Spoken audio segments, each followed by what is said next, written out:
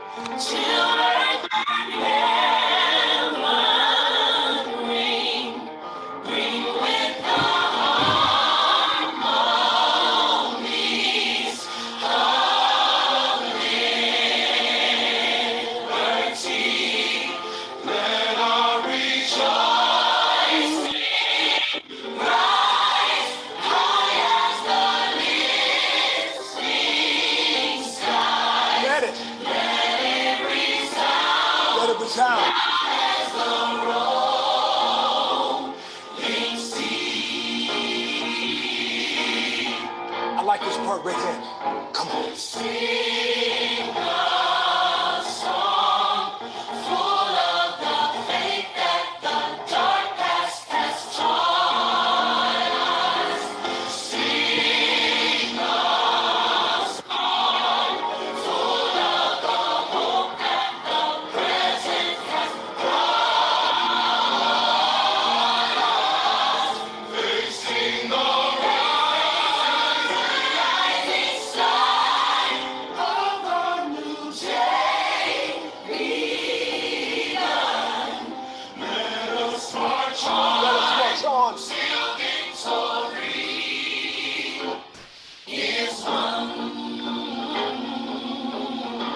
we add a little something to it, just to encourage you.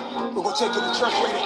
Let's go! We'll keep marching right until the victory is won.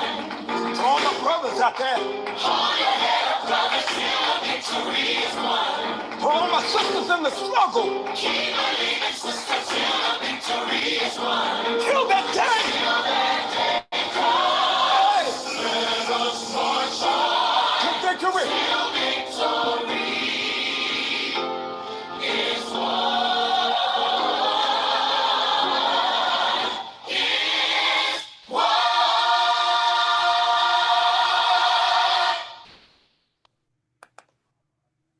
Excellent. Amen. Amen.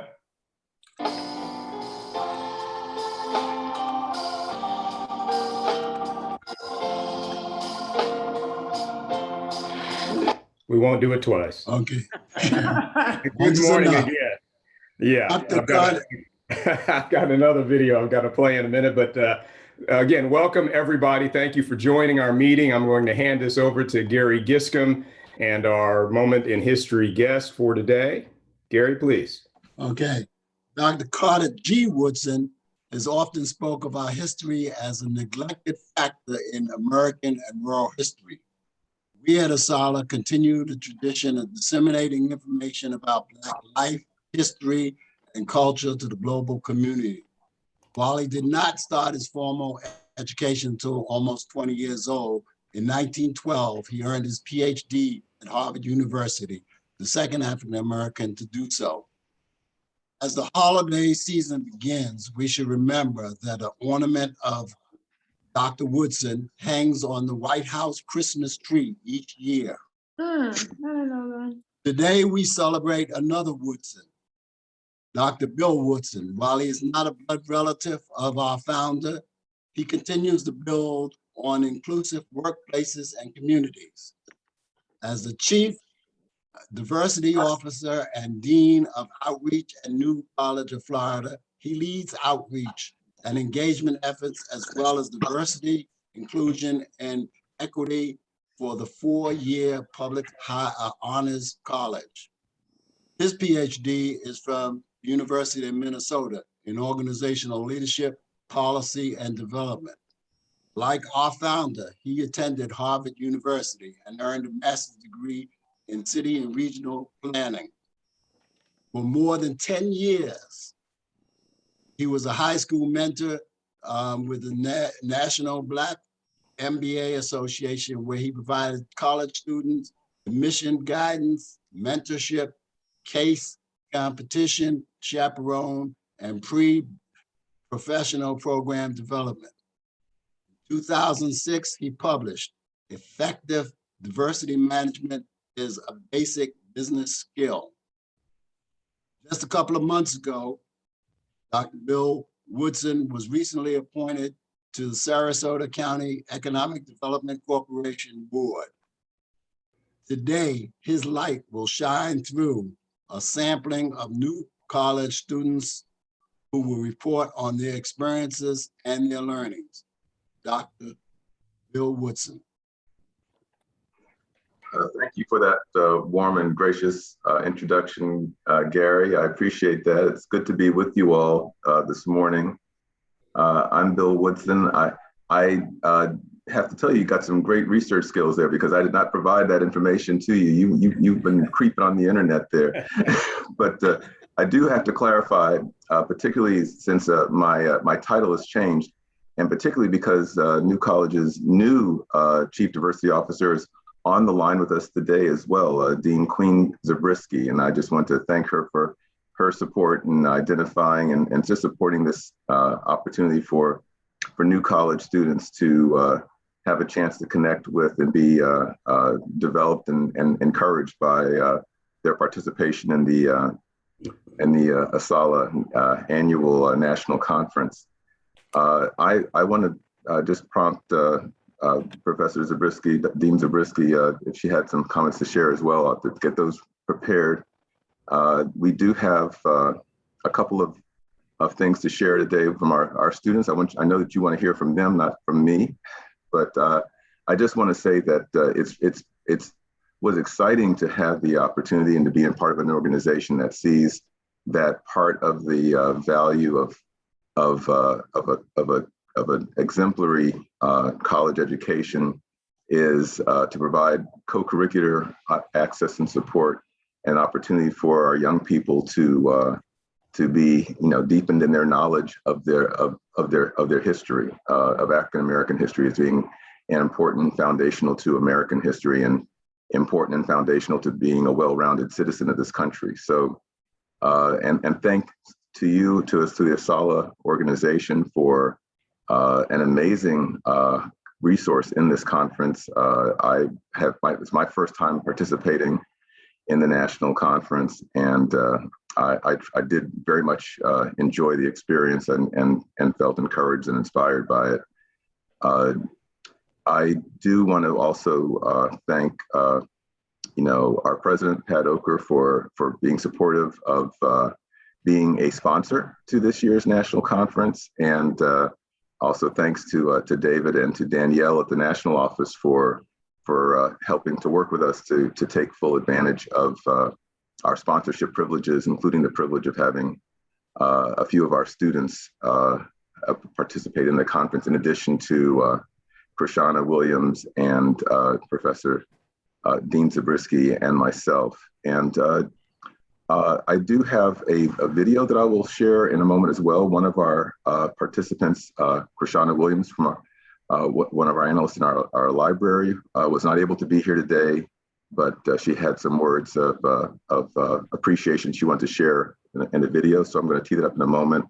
And I do want to just give a shout out and name our student ambassadors who participated in this year's conference, one of whom is here with us and who has a testimony that she'll share in a moment as well. But it was a delight, and I got feedback from all 5 of the students who participated: Jasmine McCassler, Jonathan John Vier, Janelle Swan, Gwen Roberts, and Layla Cortijo, who's here with us today, and she will share some of her reflections in a moment.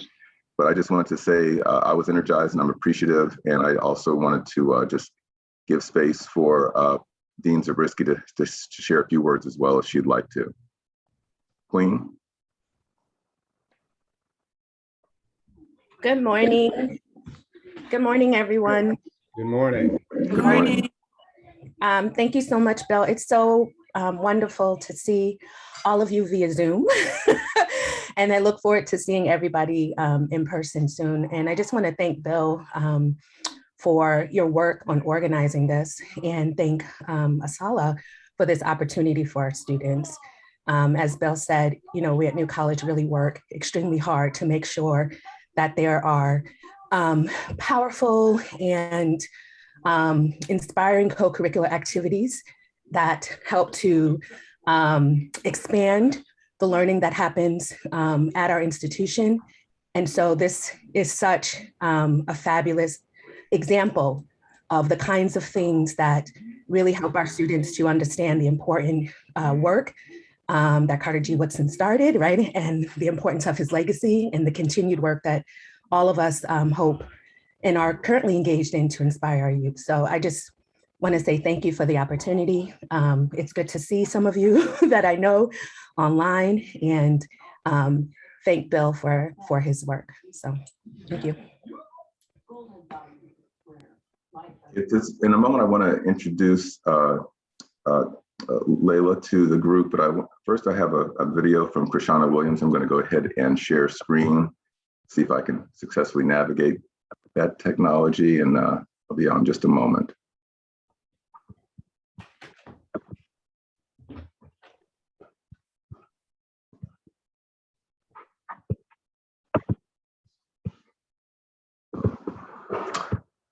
I'm sorry, I didn't do that correctly. Let me just get that one more time. And here we go.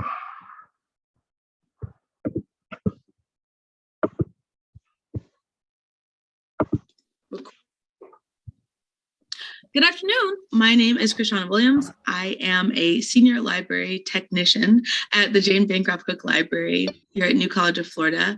And I just want to take a moment to thank you all for having me at this year's conference. I really appreciate your sponsorship. I also want to take a second to thank Dr. Zabriskie and Dr. Woodson for even thinking of me. They know that I am currently applying to graduate schools, so being connected to ASALH is really, really, really helpful. In fact, I've actually been doing work with Black history since undergrad, so it's been about 15 years now. So I've known and met a lot of different folks, and I was really excited to see some folks that I worked with in the past on this year's schedule, including Michelle Duster, who talked about her relationship or being related to Ida B. Wells, and Reverend Dr. Leah Daughtry. So I am just really excited that I can stay connected with you all. I would have loved to go to this conference in person, but I know that because it was virtual, that's the reason we could actually do it this year. But I look forward to the chance to get to meet you all and see you in person very soon. And I just want to say thank you. Thank you very much. So see you again.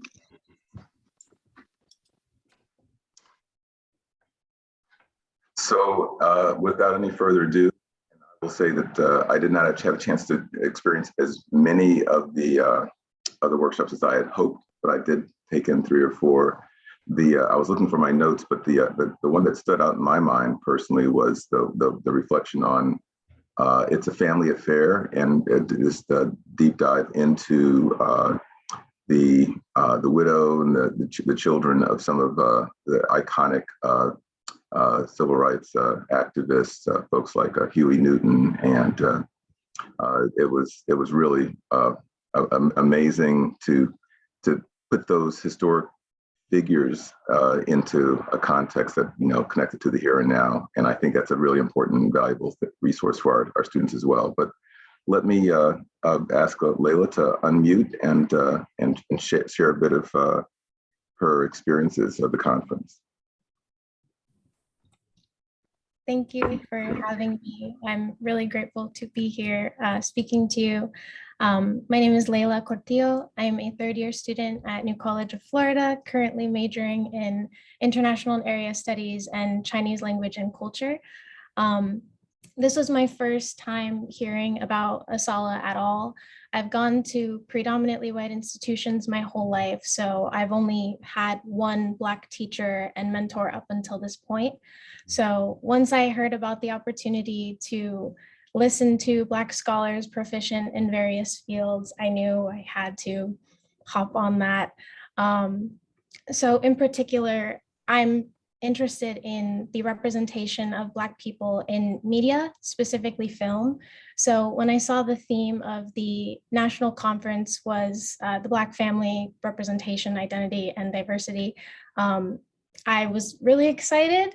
My favorite event so far was the Afrofuturism, but I still have many bookmarked asynchronous sessions that I will be watching later. I think there's so much importance in representing Black people in non-traumatic depictions. And so, for example, the Afrofuturism and the Black Family event highlighted presenting Black people in fantasy-like or sci-fi settings, which, as we can see with like the success of Black Panther, had a huge cultural impact. So I was really grateful to be a part of this conference. I'm actually from the East Coast of Florida, so the Broward County area, and I haven't really been exposed to a lot of Black scholars or even heard about the ASALH organization before. New College is also a predominantly white institution, but thankfully there's been many opportunities here for me to like learn outside of the curriculum, this event, for example. So I was really grateful to be a part of it. And thank you so much for letting me speak about my experiences. Thank you so much. What are you planning to study again? You tell us a little more about your current studies and your future plans. Yes, I'm currently studying Chinese language and culture and international and area studies. I came to New College with the intention of focusing on immigration law because, as a lot of people know, the immigration situation in the US is very complicated, but a lot of people forget that it's not just Latinx immigrants. Majority of ICE detainment centers are actually Haitian immigrants. So I was particularly interested in pursuing like a pre-law track here, but I ended up being more focused on language and culture studies. I had never really been exposed to non-white historical academic settings. And so I learned Mandarin my first year on a whim, and I ended up pursuing that. But on the side, I'm also focusing on film studies, specifically in relation to representation, as I mentioned earlier. So for my thesis, I was thinking about focusing on Sinophone countries, so Mandarin-speaking countries, and representation of film in those.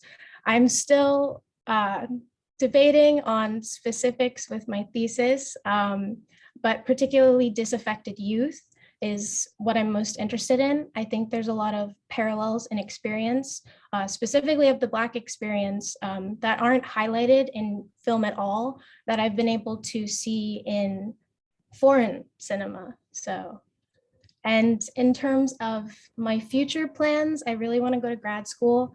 I've been looking into going to an HBCU, which is what I wanted to do for undergrad in the first place, but my guidance counselor thought New College would be a cool fit for me because it has a very unconventional and personalized learning style, as opposed to focus on GPAs and grades.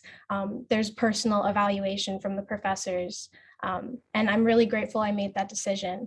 However, moving forward, if I go to grad school, I'm thinking about focusing on either international relations, law, or wherever that might take me. Thank you for listening. Layla, thank you so much. And you can see why we're so proud of Layla and of all of our students. Yeah, absolutely. A little hand for Layla there. She had to remind me, it's like, yeah, we had that cool class together, Cinema and Social Justice, that Professor Zabriskie partnered with me on, and the kind of energy and the opportunities that New College has provided to intersect with the idea of like cinema and social justice, connecting those, that we could actually have an idea and then put that into action really within months' time. It's just it's a testimony both to the kind of flexibility and freedom that New College offers to its learning community, to the responsiveness of the faculty like Professor Zabriskie and Professor Danzigers, and we even partnered with John Tempe from Booker High School to make that class happen. And it's just been a joy to be a part of this learning community, and also a joy to have partners and supporters and resources like the resources here in the Sarasota area, like the Minnesota branch of ASALH, and this this community of folks dedicated to preserving history, to learning and sharing history, important histories. And so thank you for making this available. I don't get to work with students directly very often, so I had a lot of opportunity to interact with Layla and some of the other students because of this engagement. So this enriched me not only by broadening my understanding of American history, but also by give me a chance to reconnect with some of our most energetic and talented students. So I owe ASALH many thanks for this partnership. And I think that's it for my comments, unless Mecca had anything else you wanted to add, or Layla. Otherwise, I'll turn the agenda back over to you, David. Excellent. Layla, thank you. Mecca, Bill, that was wonderful. The content that Bill and Layla referenced is still available on the ASALH TV site, which I think is a YouTube channel. If any of you are registered for the conference, the all academic materials remain available through the end of the month. So take advantage of it. The Afrofuturist reference that Layla made, one of our colleagues here in Central Florida led that panel. And you know that the 6 of our branches co-hosted the conference. And so it's an exciting area. And if we don't understand Afrofuturism, you might watch the Watchmen series. You might watch more recently this new series called See. I think it's Apple TV, and then Foundation. You see very powerful representations of people of African descent leading and in this important work. So again, thank you, Layla, very much. Thank you, Bill. Let's move into our agenda. Gary, any final comments? Thank you for organizing this.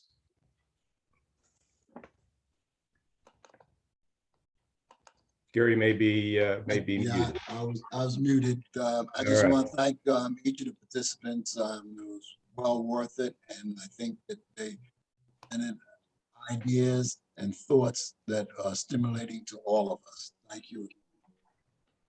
Very good. Let me see if I can get our screen back to full view. All right. And again, so my president's report very quickly, and I've got just a number of points. Our minutes, first of all, hopefully everyone saw those. They were attached to our meeting notice. If there are corrections, additions, please make those known to us. Otherwise, the minutes will be accepted, subject to revision, which is our practice. And please do let us know if there are errors, and we'll make those corrections. The Constitution and bylaws also attached again to our meeting materials. We had our first reading last meeting. We'll consider this our second reading, and then next meeting, the November meeting, we will vote. I did have a question on the changes, only one. And again, I'm open, as all of our board are open to entertaining any questions. The question I had related to the expansion of our board. And if you've read them, you see that we have really corrected something that needed to be corrected, which was to include a position description for our financial secretary, Jackie Davis, as well as our Bo Bell, we've created the custodian of good and welfare. We've always had a good and welfare report, never articulated exactly what that was in our Constitution and bylaws. We've done that.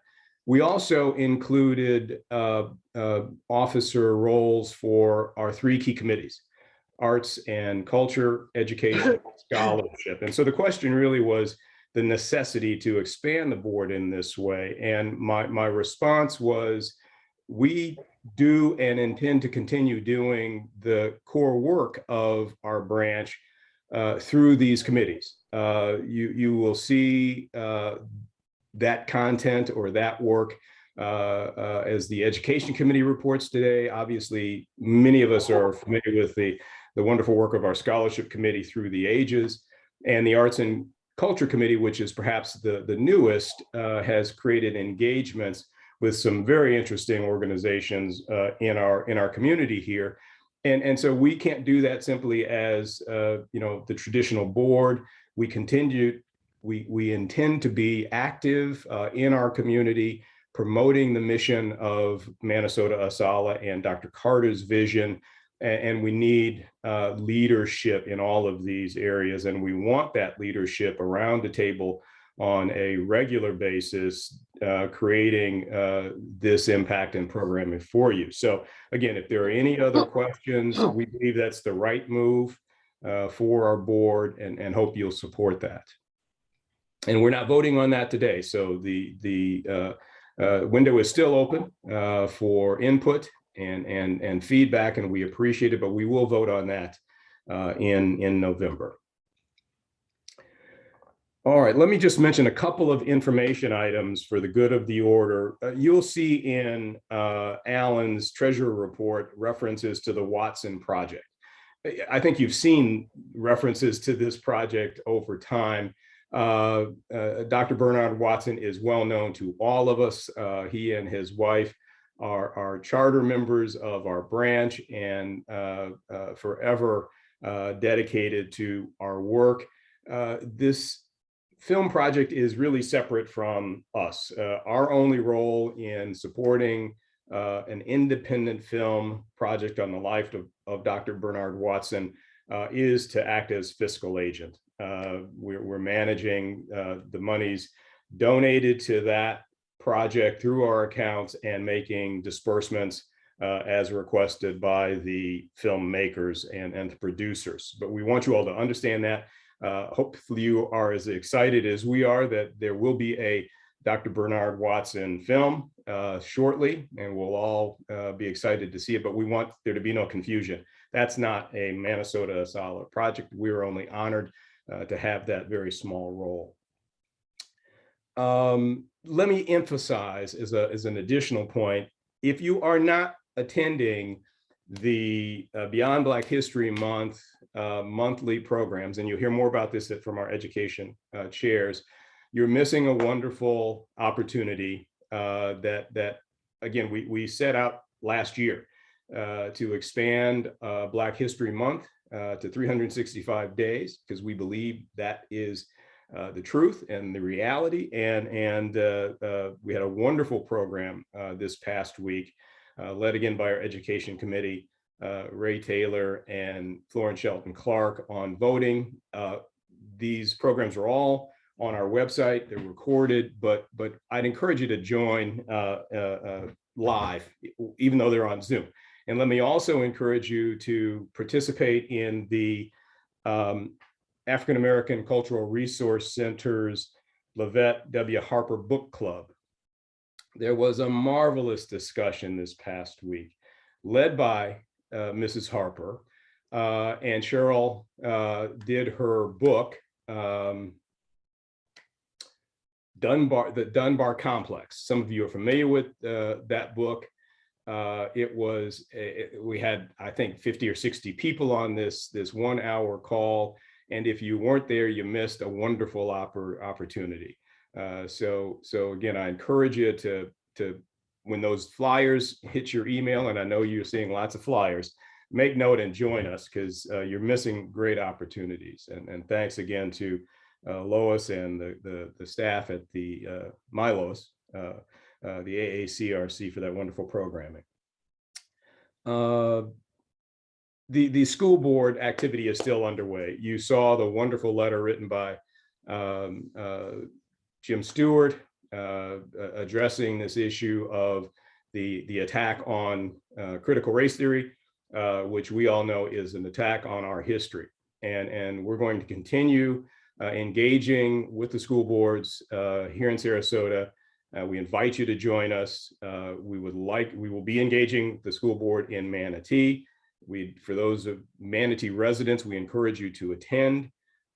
This is a battle that a particular political party in our country has determined to wage under the guise of critical race theory. But we know the truth, and we need to stand up and defend the truth. So you'll continue to see us active there. And thanks to Dr. Stewart for that wonderful, wonderful memo.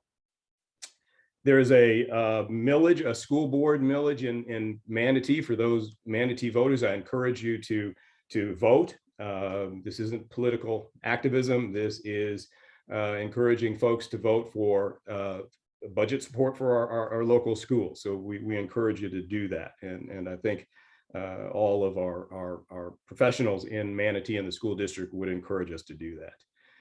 We saw one notice from Dr. Henry Blyden on the toy celebration. It's toy celebration time again, so I want to encourage us to respond to that. We'll send out another notice soon.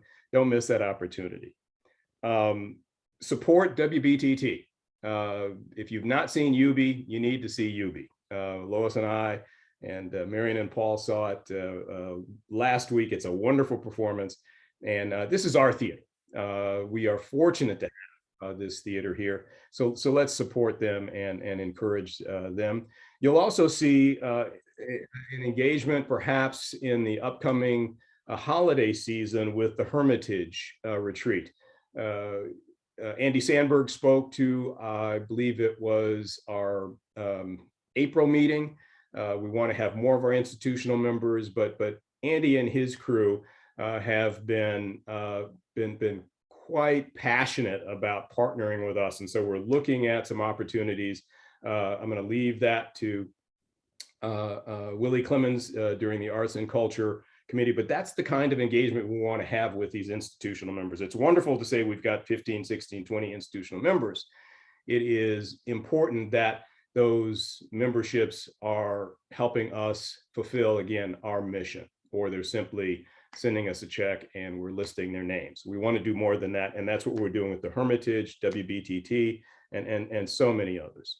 So let me stop. That's my report. Let's move quickly. If there are no questions, and I don't see any, and my tech team will let me know if anybody raises a hand and have an issue, but we do want to move through and keep moving. Treasurer's report. Alan, please.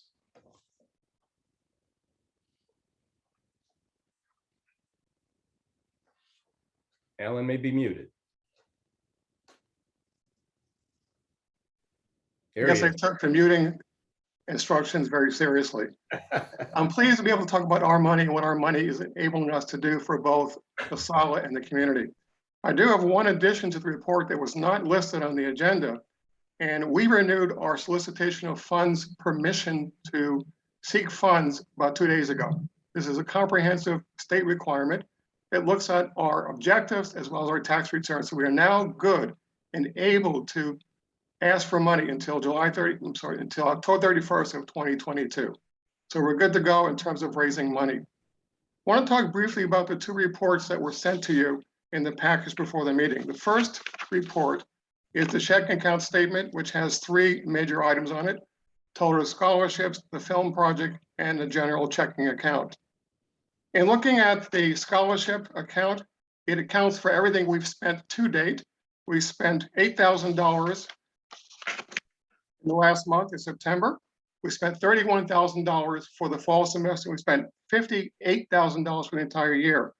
After all those expenditures, our current usable balance right now in that fund is $39,250 as of the 26th of September.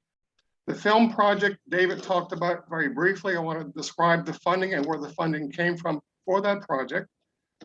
Through the efforts of Jim Stewart, we were able to get grants from 5 or 6 organizations. I want to list who they are in short order: Wyncote Foundation, William Penn Foundation, Comcast, Pew Foundation, and the Newberger Foundation.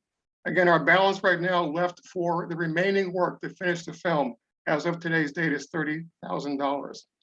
Finally, our checking account general balance is $32,306.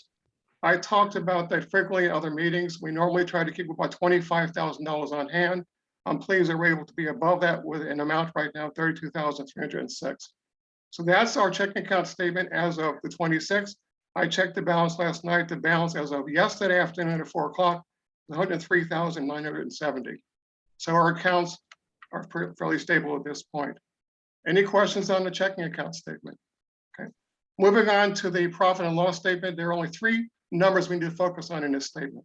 The first is $900 that's related to the project for Beyond Black History that's under the leadership of Linda and Jean Crump. And we're working on a project that has 3 or 4 verifiable learning objectives that will be talked about by Jean and Linda in their report. So that's the first item that explains a large part of what we're doing. The other number is 9146.03, the dues which I talked about in the September meeting, which is a record dues as of this time of year. And the last number we talked about just a minute ago was $8,000. And that completes my report. Thanks, Alan. Any questions for Alan? Seeing none, then we'll move. Yes, Fred, you're muted. Fred, you're muted. Right. Yeah, put on those glasses so you can see. Can you hear me now? Yeah, we can hear Yes. Can you hear me now? you. Alan, where in your report does the amounts collected for Project 360, if any, show up? Those will be in the next report for the next month. But as of yesterday, I've received 4 contributions for that account. That will appear in next month's report. Okay. We Thank didn't you. receive any of those numbers in September, but they'll be in the next report. Okay. Thank you. Any other questions for Alan regarding our finances? Thanks, Alan. Okay. Then I'm going to go out of order. Our custodian of the good and welfare, Bo Bell, has to leave early today, so I'm going to ask him to give his good and welfare report right now. Thanks, Bo. Good morning. Morning.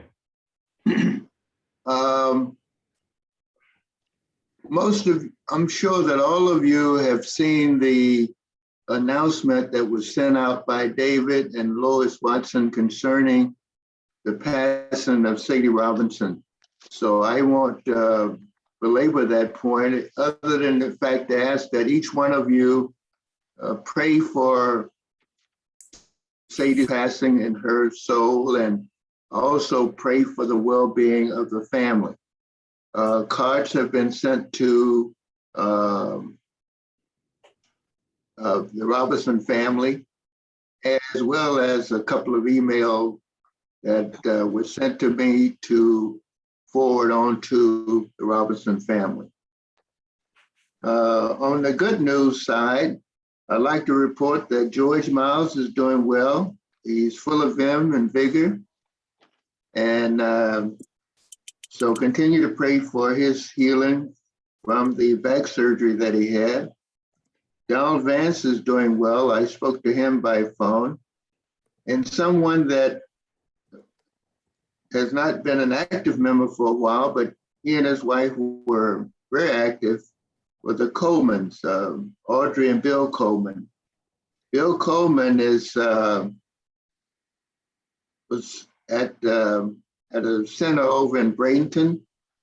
He does not recognize anyone readily, but he's friendly, he's doing well, and he looks healthy. The only other good news that I have is I understand that our member Joyce Locklear will become the president of the society. So if you see Joyce, congratulate her on that position. Finally, I'd like to ask and encourage each one of you, if you know something that is impacting our membership, whether it's good or not, please give me a call, because the success of my being able to report information comes from information received from you, our members. That's the end of my report. Thanks, Bo. Appreciate it very much. Then let me go back to our agenda and invite Rita Smith to give us our membership report. We are in the midst of our renewal campaign. So very, very important time of the year. I think I saw Rita this morning. Good morning. Good morning, everybody. You're Morning, right, Lisa. David. Can you hear me? Yes, yes, good morning. So we are in the midst of our membership campaign. The campaign is going to the end of November. Thank all of you who've already gone on and renewed your memberships. For those who haven't, if you like, you could go on to minnesotaasala.org and renew online, or you can mail your application in, and the address is on the application.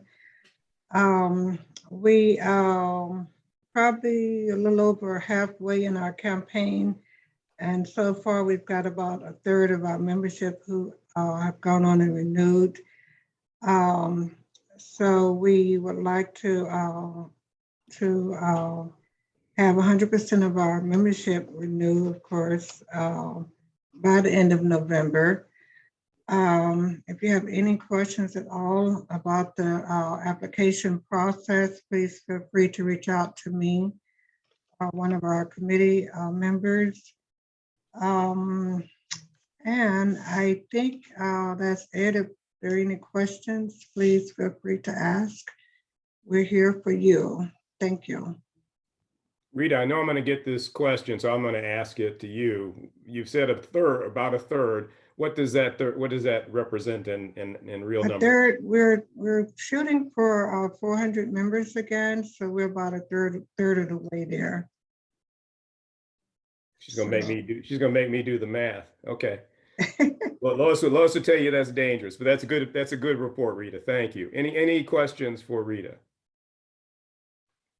Thanks again to Rita and the membership committee. They are working hard. Thank you. And let's correspondence. It is good to see Marion back and doing well. I think she may have hit the mailbox this week, but I've been covering it in her absence and recovery. And there's just not been a lot of correspondence to share. Most of it's been our business, banking, checks for one purpose or another, which I've hopefully copied and sent to the right people. But it's good to have Marion back, and I know next month she's likely to have some good correspondence to share, but I don't have anything to share other than our business continues. Then let's go to the fundraising committee and Dr. Fred White.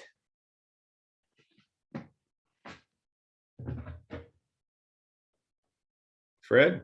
Yeah, you're still muted. There you go. Thank you for making me a doctor. Here's the thing, folks. We are still proceeding with our plan.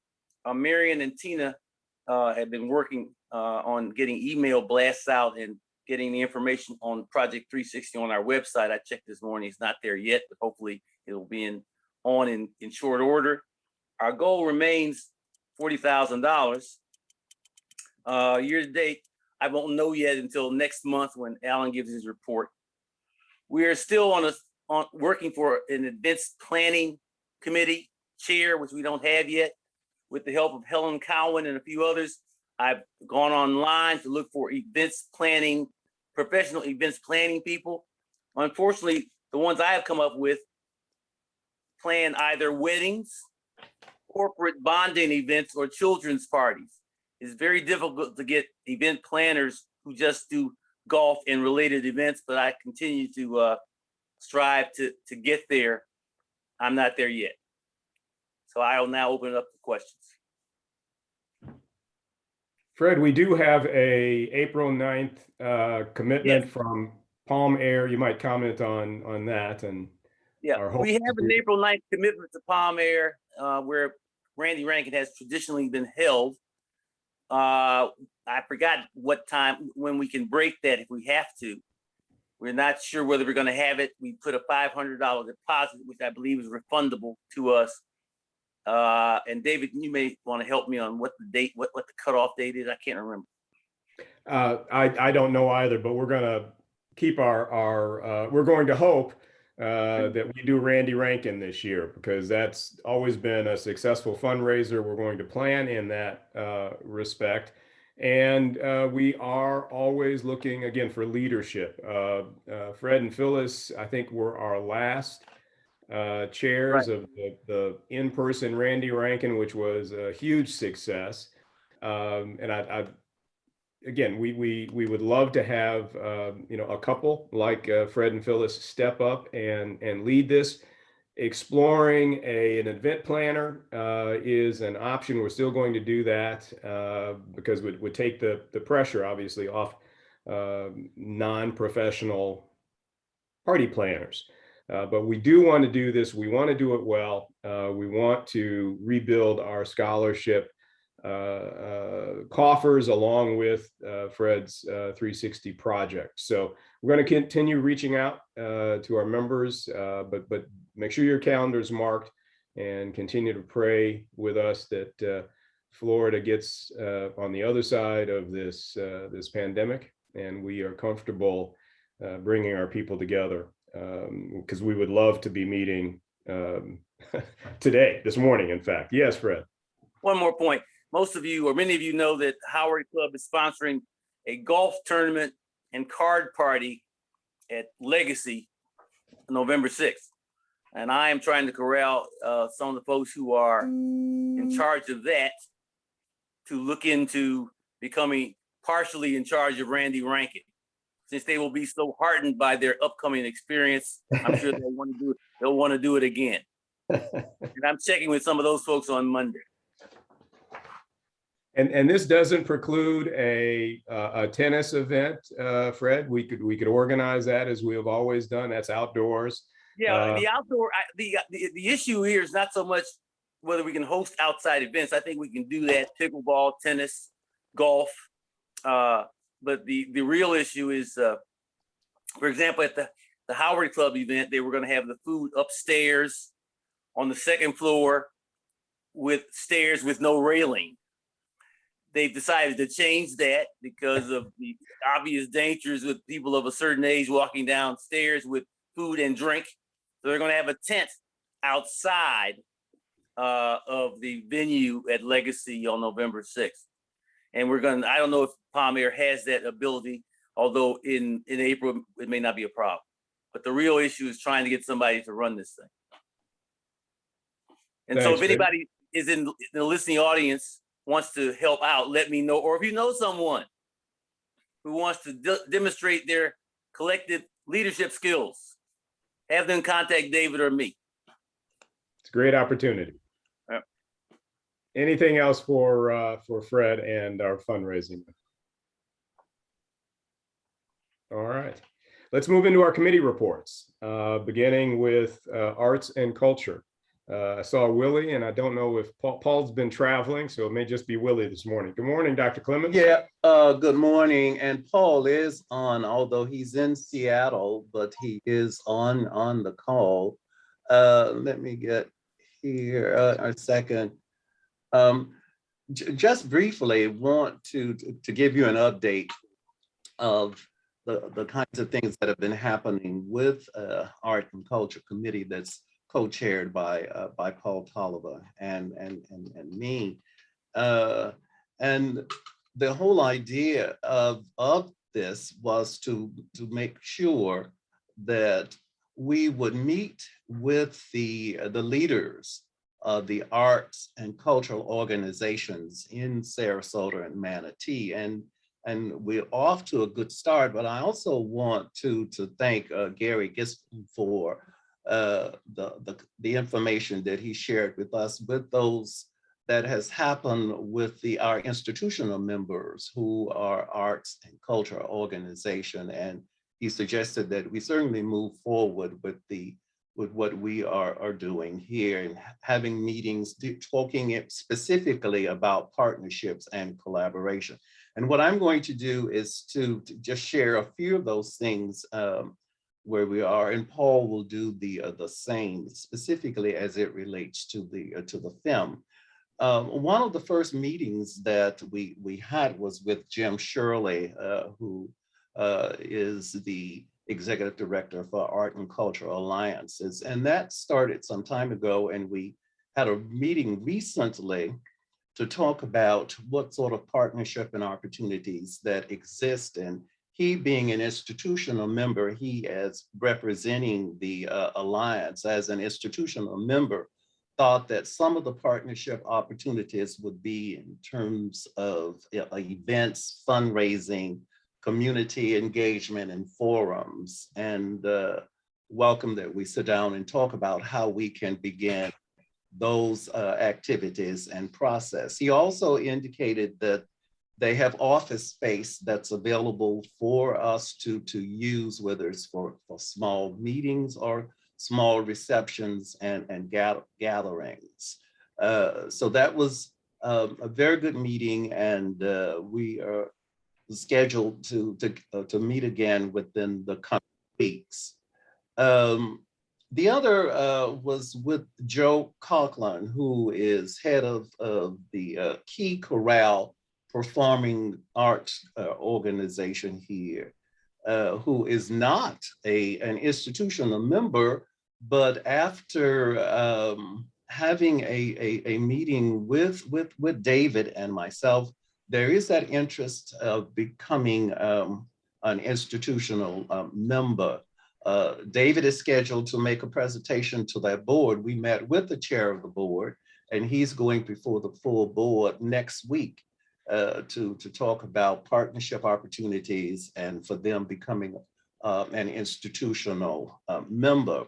One of the things that we agreed to do, and you may have received this, is that they are having their annual luncheon on November the 1st at the Yacht Club and honoring Nate Jacobs. And so if you have not received the information, I'm sure that David will be sending something out very quickly regarding that particular event. The third is with Mickey Redwine and the Suncoast Black Arts Collaborative.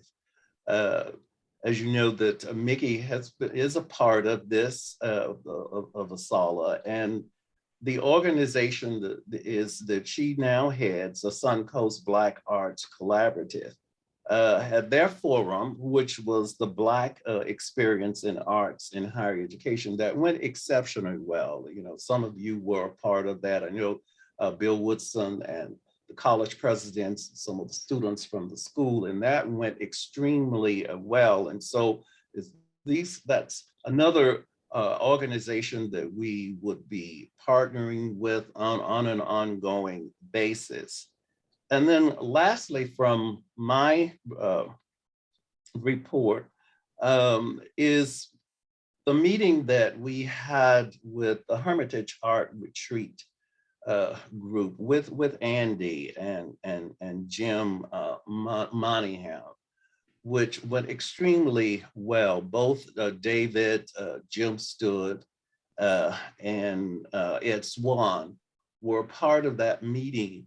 And this is looking for collaboration and partnership opportunities around artist Matthew Evan Taylor, who is a saxophone player, composer, and wind musician, who is particularly engaged in matters of social and racial justice.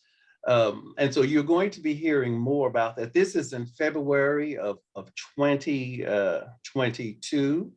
And we'll be providing you more information as those plans develop. Paul, are you ready to talk about the two other activities that we're? I sure am, Willie, and good morning, everyone. I'll briefly update you on about three quick programs of which ASALH is either partnering or very interested in. The first is a film collaboration with WSLR Fogartyville, WSLR Radio, and the Fogartyville Institute, Community Media and Arts Center. It's called My Name is Paulie. It's a film about the mid-20th century legal and human rights icon, Paula Murray. And the filmmaker and the Fogartyville and WSLR want to bring the film to Seattle Sarasota. And they talked to, I guess, Asala, and we agreed to partner with them. So the film is scheduled for screening on February the 21st, 2022. The filmmaker, unfortunately, will not be able to attend in person, but we will partner with WSLR and New College in putting on a fundraiser for an in-person screening at right now we're scheduled for New College on the 21st.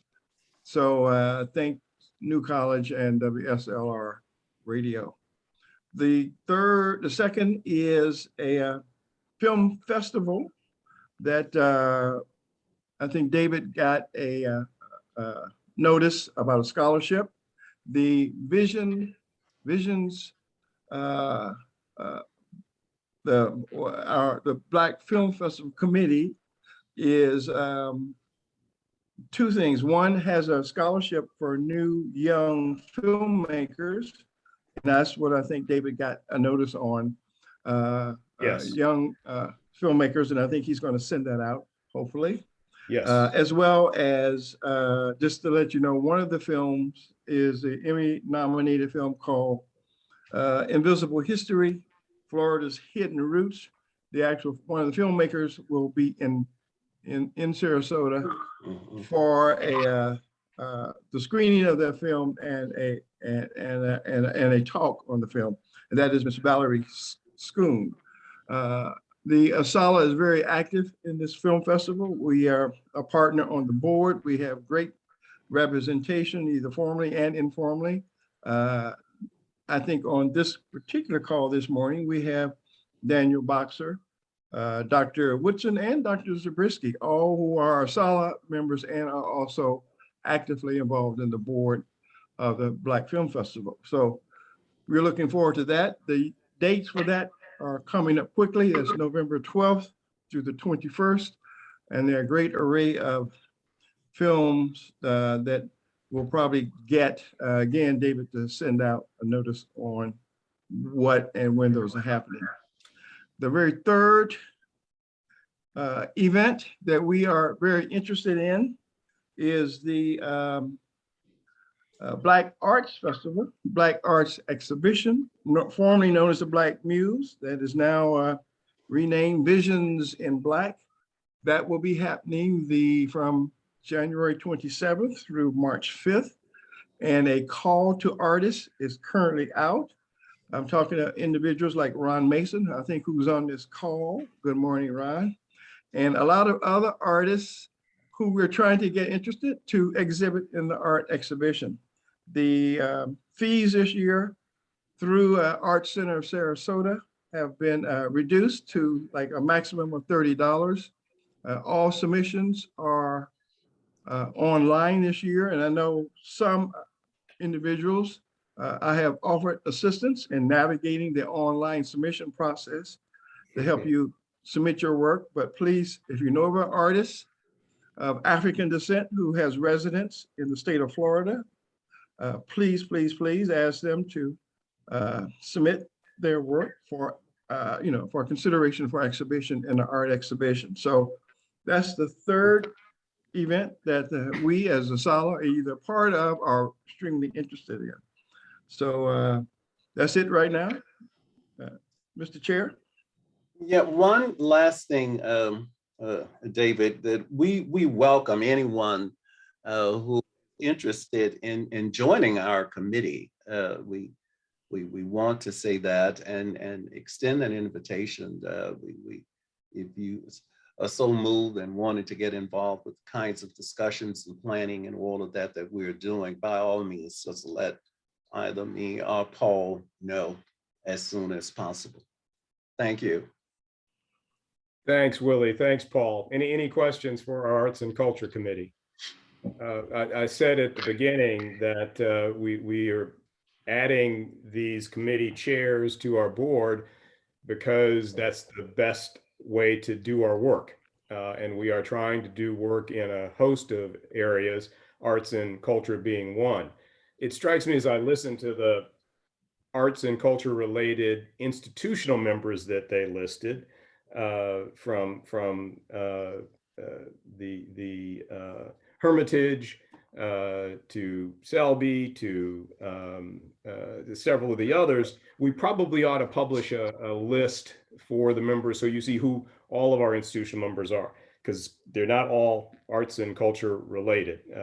From the Visible Men Academy, OLLI, the Osher Lifelong Learning Institute, Embracing Our Differences, Moat Marine. We have a long list of partners, and so we'll do that. But again, thanks, Willie and Paul. If there are no questions, let me move then to our scholarship committee, and Ron Mason will be speaking for the committee today in Harriet's absence. Morning, Ron.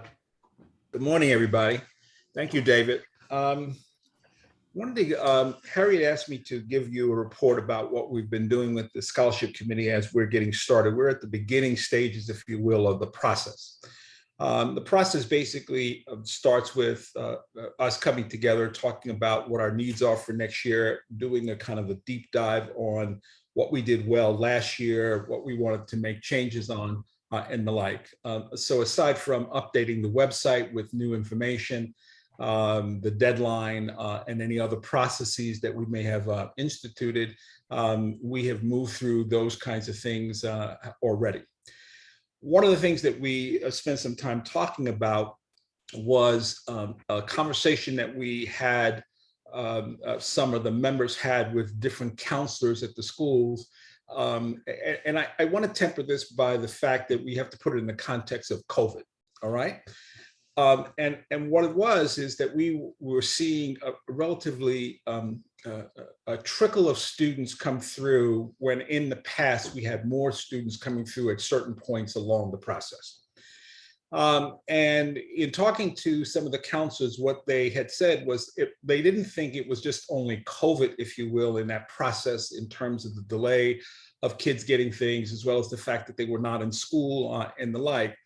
But the fact that as we were asking the counselors to recommend students quicker, if you will, so that we can get them into the pipeline without having to extend our deadlines, which is the filing deadline of February 15th of every year, we heard that in fact, that they're so busy with their caseloads that it's difficult for them to spend individual time with the students to encourage them to move the process along in terms of applying for monies that we had available for qualified students. So one of the things that we talked about is how do we address that within the context of what we're able to do, what we could do, and what would be reasonable, if you will. And the comment that the counselor or counselors had made to us is that we should also be working with some of the community organizations that exist out there who are serving our kinds of students, but in a different setting. So the setting being like Boys and Girls Club, like different kinds of honor societies and the like. And it made sense for us to begin the process of trying to identify them. We identified 14 of these specific community agencies or organizations that we did kind of a dive in terms of doing research on how they service our kids, what they do, whether or not they are a true 501c3, which gives us some feeling of comfort that in fact there's some governance going on and there's a kind of a life cycle, if you will, that they have that will give us an idea as to how successful they are in reaching and handling students. And we identified 14 of them, which at the executive committee meeting, Harriet made a presentation of those organizations. We certainly can provide the list of those organizations that we had considered. And we've been in touch with them, and we're very encouraged by their responses, including a new partnership that we think that we may be able to embark upon with Plan IT, which is part of the Sarasota Education Foundation, which, what's his name? Thomas Williams. Thomas Williams, right, yes. And Thomas has asked me to serve on what their committee that they have called Persistence. And it's really around, after having identified students to go to school, giving them money to go, how do we get them graduated? How do we ensure that they graduate? And so we're taking a look at what some of those persistent activities could be in terms of helping the students navigate the time that they're in in college and the like. And so I'm honored to say that, I've accepted that invitation on behalf of the scholarship committee of ASALH, if you will, and the like. So let me give you an update in terms of what we've accomplished last year. 18 students have received scholarships. These are high school students ranging between $1,000 and $4,000. As you well know, we didn't have Randy ranking the last 2 years. And so through the grace, if you will, and the graciousness of all the ASALH members, we were able to pull together money to fund these students, albeit that the funding is for 1 year only. Under our program, which is something that we are also trying to take a look at in terms of how do we might be able to continue that in some longer term scholarships, but that's for the future. We also had 3 college students who received the Cheryl Watkins Sneed Legacy Scholarship, 3 students, and they all received $4,000. And this is a commitment that we had that was funded, I believe, by Amika. On behalf of Cheryl and the like. Amika had informed us last year that the group of students who are going through, they will be the last group. So we will be missing funds for the continuation program that we had for students, for the few students that could apply for the Cheryl Sneed Award to move forward to have 4 years of scholarship money to make it to the end. So this crop of kids that we just gave, 18 kids, they will not have access to be able to apply to Cheryl Sneed scholarship starting next year. So that's a loss, if you will. As I mentioned before, the deadline for applications is February 15th every year. We have had in the past, certainly through COVID, had to extend the deadlines, and even prior to COVID, we had to extend the deadline in a non-COVID year twice because of the short number of people that we had on the list for interviews and the like. But we hope not to run into that problem going forward this year, given the work that we're doing with the outside community organizations in conjunction with the schools that we have been recruiting from before as well. And I'm about ready to finish here. Okay, so there was one other project that we're working on, and that project is a deep dive into the scholarship archives. We have records, certainly information from students based on where they lived when they started with us in terms of the application process. Many of them continue. Obviously, families tend to reside at those same addresses, if you will, and reaching out. We had a really pleasant experience with one school that we were doing some recruiting at, and that was down in Northport, where we were talking to a counselor who was new to being on the college advising staff, if you will, had been at the school for a while. And in the process of telling her about the ASALH scholarship, she then says, "I know." And we said, "Oh, well, we're good. Have you worked with ASALH?" She says, "No, I'm a former recipient." And it was just so heartwarming, and it said to us that one of the things that we haven't done is we haven't chronicled, if you will, the success stories that our scholarship program at least was a part of. And so what we've decided to do is take on that as a project to begin to put together some of the stories of the students who've come through our doors, if you will, have received the scholarships, have gone on to achieve things, have a job, if you will, doing what they said they wanted to do. For those of you who have not been on the scholarship committee, I have to tell you, it's one of the most enjoyable assignments I've ever had in the course of my professional career, largely because the stories, the heartbreak, the resilience, if you will, of these young people, which has me say to myself, this future is safe. It's safe because they're motivated, they have the grit, they have the guts, they have the direction, and all they need is a little bit more mentoring to navigate the process of getting from here to there. So every time you see one of these students, please pray for them because they are phenomenal. That's my report. That's a marvelous report. Thank you, Ron. You did the committee well in Harriet's absence. Bernadine, I see your hand raised. Yes, my heart sings this morning with that report. Thank you, Ron, for that. Oh, wow. The greatest experience in ASALH for me has been working 6 years on the scholarship committee. And I do want to say this. On yesterday, I think it was, I received an email message from a student who is trying to complete her undergrad work. And she said that she was running short on money, on funds, and did ASALH have any funds in the SNEED college fund? And I said, I responded to her and said I will send it on to the current scholarship chairperson.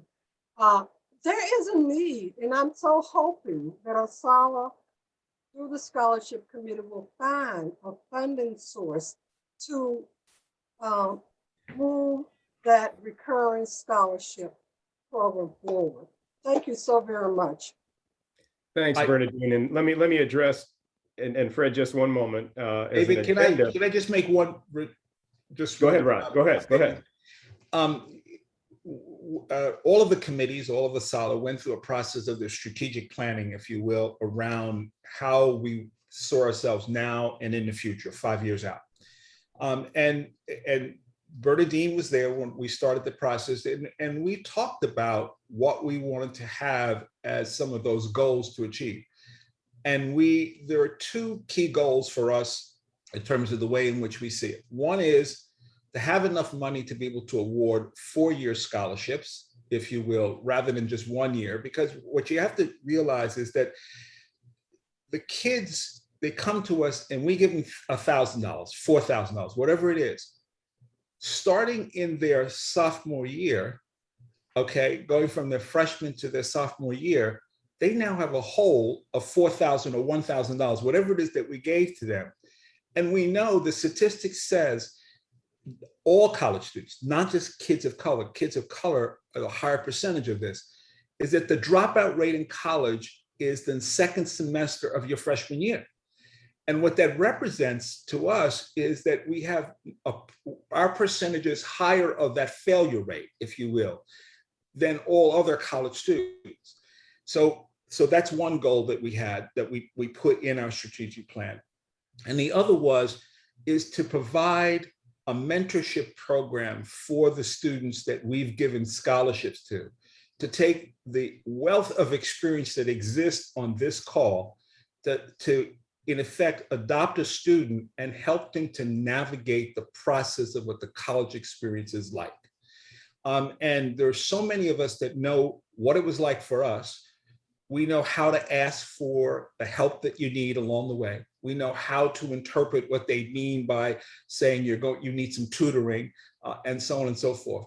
And so the point being is that it's not just awarding the scholarship money, it's getting them graduated. That's the key to what it is and the way in which we should think about our scholarship program. Because without it, it's really the feel-good moment for the moment, and then what happens after that. So I'm sorry. Thank you. Thanks, Ron, and thanks, Bernadine. Let me just add this quick addendum regarding the SNEED, the Cheryl SNEED Fund. We have, through the great offices of Don Reeves, who is, most of you know, worked for and still associated with Amica, reached out to them seeking an extension of that program. So we have been in touch with Amica. We've got to obviously put a proposal together, but the current CEO of Amica, Cheryl, had enormous impact on that organization, and she's remembered. I can tell just in the CEO's references and our couple of email exchanges. So she's fondly remembered, and we're going to do whatever we can to extend SNEED, certainly for the current SNEED students, if not into the future. So more on that later. Fred, and then Lois. I saw Lois's hand. Fred, go ahead. Yeah, first place, Bernadine, I'm glad David was able to answer your question because it was a great question. Ron, you and I have talked about mentoring before and the impact of not just the first year of scholarship, but later years. These are the kinds of things I think we really need to put on our website. Ron talks about stories, and Ron is a storyteller in a good way. I think that those kind of stories that Ron talked about, the mentoring, is kind of like Dr. India White. We need to put those stories on our website so people can know. Yes, our giving is building citizenship and citizens. Agreed. Thanks, Fred. Lois? Yes. First of all, and the reason why I'm putting this here is because of the report that was just done. I wanted to let you know that at the Betty J. Johnson Library, there are about 60 kids who come to the library after school between 2:30 and 4 o'clock. And it has been kind of a challenge for the library staff because they go into security mode as opposed to, they do offer programming in that multipurpose where we usually meet. However, you know, of late, and because after COVID, these kids have been rambunctious, getting into fights, etc. One of the ideas that, as chair of the AACRC and acting chair of the bookstore, I have an opportunity to watch the interactions and the students. The ideas that you're sharing about the mentorship, tutoring, you know, trying to cultivate them at a young age so that they can propel into where we want them to be to graduate, the scholarships, et cetera, is an opportunity that I am hoping to kind of all of your organizations of influence, if you can think about maybe having some of those things over at the library where we could actually have maybe a mic time for storytelling when they're there between 2 and 4. And I'm asking you to consider that in your outreach program, the Betty J. Johnson Library, when those kids are there. Some of them, their parents didn't even know they come. They just, after school, that's where they come and hang out. So my point is, please consider that and get in touch with me if you are. I certainly would welcome any of the expertise in any of the organizations. Also, well, okay, I'll leave it to the education committee. Okay. Thank you, Lois. Any other questions for our scholarship committee? Great report, great input, but we better move through so we can get back to the rest of our day. Education committee, Jean and Linda Crump. Good morning.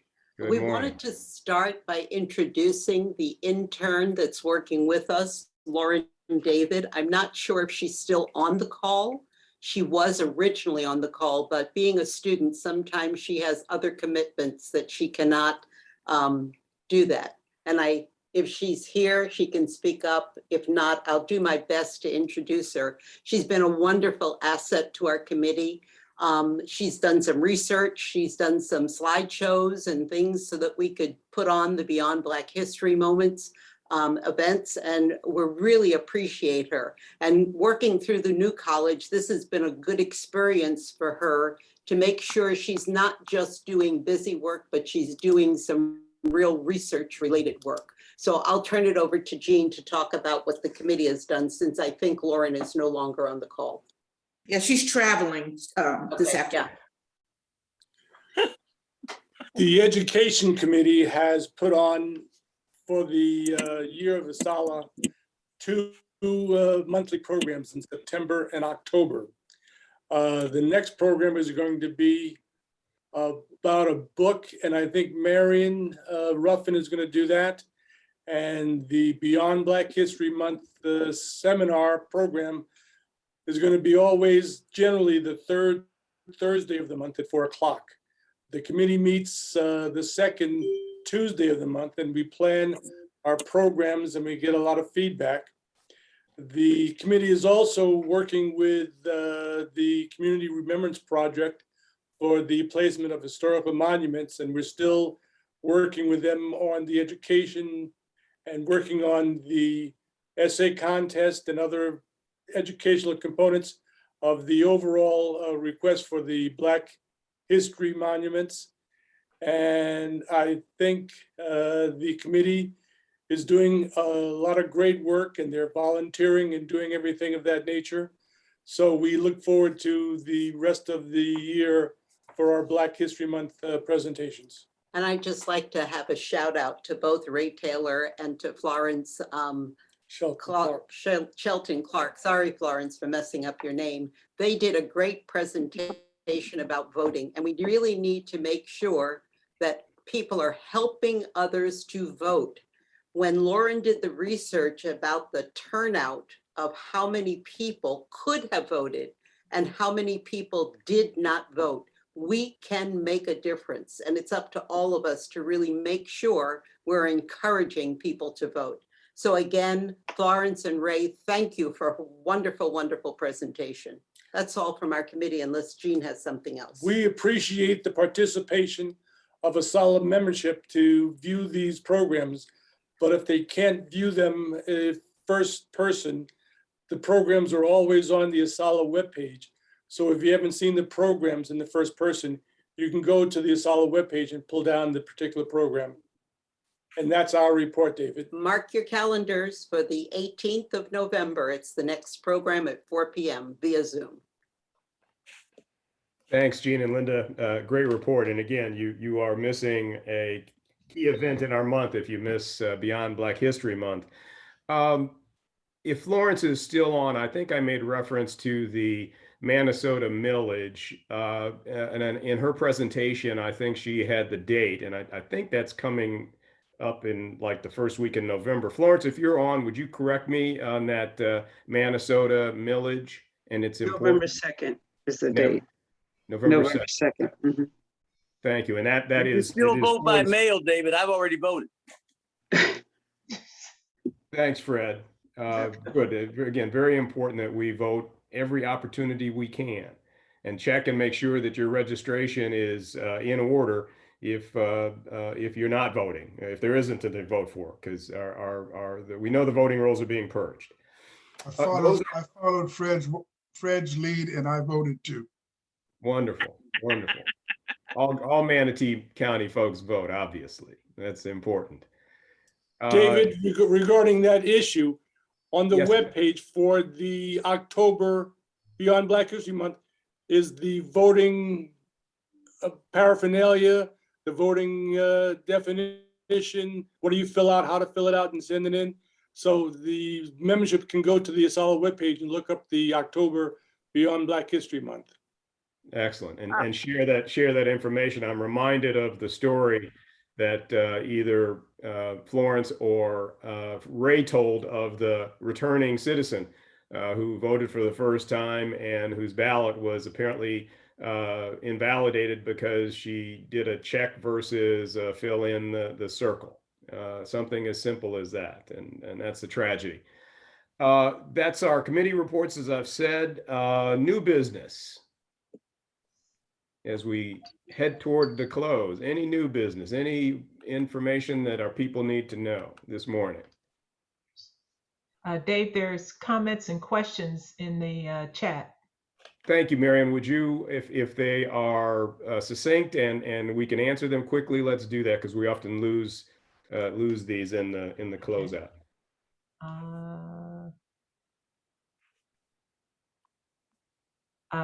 One question was, will the film talk about the play about Dr. Watson? I think it was called Collection. Wonderful project film for a wonderful person. Rana. So I think she's referring to the Bernard Watson film, and that is in production, so far as I know. But I know that we will certainly be aware when it's completed and when it becomes available.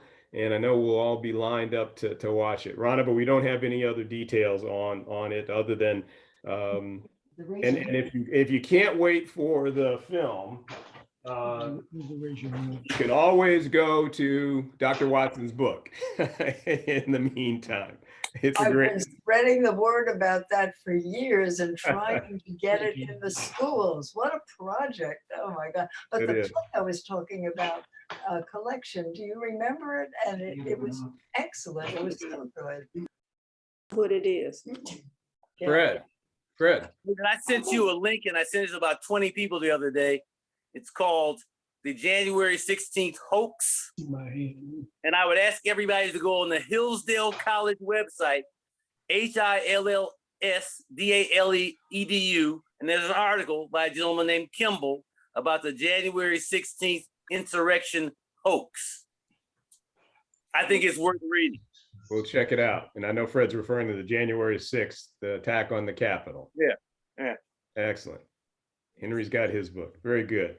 Marion, other questions? Is the video of the Cheryl Smith presentation available? If it's not up on the website now, it will be. I know Tina's backed up with uploading responsibilities, but that certainly, Lois may know if it's up today, but I know It's not up yet, but it will be. Yeah. It's in progress. And Penny Jackson asks, where can we drop off toys? Where is That's- Henry? Here's That's for Henry. Yep. Or money. Well, yeah, that's true. Money's preferable, but I'll take toys. You can drop toys off at the Betty J. Johnson Library. The ladies there will gladly take them and hold them in the back for me. Thanks, Henry. Thanks, Thank you. Becky. Marion, others? My comment was the next Beyond Black History Month presentation will be Never Caught, the Washington's Relentless Pursuit of the Runaway Slave on a Judge by Erica Armstrong Dunbar. I will be presenting it. It'll be interesting. I guarantee it. We're looking forward to it. And Marion, aren't you also doing an Ollie Yes. women speaking event? Yes, I am. We need to get that publicized, huh? Okay, I'll get it to you. All right. And just a reminder about the November 11th Veterans Day, Lavette W. Harper Book Club will be featuring the author Bernard Watson on his book, the one that you just held up.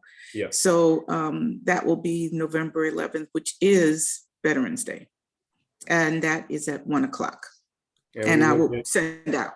Yeah, we'll get a notice out, email out on all of that good information. And Lois? David, Dan has his hand up. Dan. Hi, good morning, everybody. Quick announcement, as you know, ASALH is partnering SAC and Newtown Alive and Boxer Diversity Initiative on the Community Remembrance Project, Sarasota Manatee. After a few hiccups, the website is now live, and I encourage you to go to it. We are adding news, and as we get more information about the education work that Jean and Linda are doing, we've put news about the lynching of Dr. Sheffield's grandfather on the website, and I encourage you to look at it and give us his comments if where we've screwed up, because I'm sure we're not experts at this. Thanks, Dan. Hopefully you followed the evolution of the Community Remembrance Project. Again, this is associated with EJI and their focus on anti-Black terrorism over the ages, wanting to recognize and name those heroes who were victims of racial violence in our area. That effort is being opposed just as, again, this anti-CRT attack is attacking our history. So that same group of opponents who will remain unnamed, but you know who they are trying to block this work, and we can't allow that. We won't allow it, and we're going to continue to support and push the work led by Dan, the Boxer Diversity Initiative, and the coalition supporting the Community Remembrance Project. We have the absolute support of EJI and their experts, and they're seeing the same sort of backlash and whitewash around the country. So it's not just the CRT label. It's a false flag, and it's an attack against everything we're trying to do. David? Yes. This Yes, is, Lois. okay. I'd like to announce that the services for Sadie Robinson will be held on Saturday. I will send a flyer out with the exact information about it, but it will be held at the St. Martha's Catholic Church on Saturday, I believe, at the 11 o'clock mass. And Milton and his family appreciate the condolences that have been sent, but I want you to save that date in case you were planning to attend. Also would like to remind you that if you haven't seen Eubie, you've missed something, and go see it. New York has Broadway, we have West Coast. So make sure that you go there. And I'm hoping in previous years, we've had a group of us go to see a particular performance. So I'm hoping that we can get a group together to go as an ASALH group to the Christmas performance. That's not a part of the subscription, but Nate is planning a fantastic Christmas program that I'm sure all of us will enjoy. So think about it, and I'll be glad to get it started. Thank you. Thanks, Lois. Thank you. Marion, any other questions from the chat? Any other you're muted, Marion. No, there are no other comments or. All right, so we've got new business, old business, and we're into announcements. And if there aren't any others, let me make sure as I scroll my 3 screens. Thank you all for joining us this morning. Thank our New College partners and the ambassador, young lady Layla, if that's the right name. She did a marvelous job. Seeing no other announcements, we'll entertain a motion to adjourn. So moved. Second? Second. Moved and seconded. Stop recording and leave. Thank you all again for joining. We'll leave